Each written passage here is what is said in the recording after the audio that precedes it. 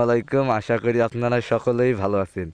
আমি এখন চলে এসেছি চুয়াডাঙ্গা পীরপুর, সেই খেজুরের বাগানে। হ্যাঁ, সেই খেজুরের রসের বাগানে আপনারা দেখুন।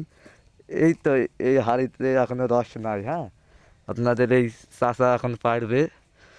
দেখেন সব জায়গায় গাছে ঠিলি বান্ধা আছে। হ্যাঁ, সব গাছে ঠিলি, আর বাগানটা বেশ বড়। আপনারা না দেখলে বুঝতে পারবেন না। আর এই শীতের আসা মজাটাই আলাদা। আমরা সেই ভোরবেলায় উঠেছি রাত 3টের সময় থেকে রওনা দিছি আমার বন্ধু আছে, আর সব বন্ধু আছে। আমরা মেহেরপুর থেকে এসেছি। আর আমার এই তো চাচার সামনে কিছু কথা বলবো আর কি রসের বিষয়ে। রস কিরকম কি পরিস্থিতি আর কি, চাচার সাথে কিছু কথা বলবো।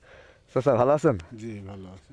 চাচা, এই রস আপনার কিরকম কি পরিস্থিতি আপনি একটু বলতে পারবেন আমাদেরকে? পরিস্থিতি কি বলবো এখন? আপনার থিলিতে কতক্ষণ করে রস হয় এক একটা থিলিতে? ও বেশি হয় না, ওই 1 গ্লাস 2 গ্লাস। হ্যাঁ। আপনার এই রসের কোন কোন জায়গায় থেকে খেতে আসে? আমার এখানে কোনো জায়গাতে খাতে আসে না। না বিক্রি করেন না নাকি? না রস বিক্রি করি না। গুড়, আপনি গুড় বিক্রি করেন? গুড় একদম 1 নম্বর গুড়। 1 নম্বর। আপনার এই বাসাটা কোথায় করি? আমার বাসায় এই সুজাই। সুপ্রিয় দর্শক বন্ধু, এই তো আমার এই চাচা বলছে আমরা এই রস বিক্রি করিনি, আমি বিক্রি করি 1 নম্বর খাঁটি গুড়। যারা 1 নম্বর খাঁটি গুড় যোগাযোগ করবেন, এই চাচার নামটা কি চাচা বলেন? আমার নাম মোহাম্মদ সাইদুল। মোহাম্মদ শাহিদুল। এই চাচার মোহাম্মদ শাহিদুল ইসলাম।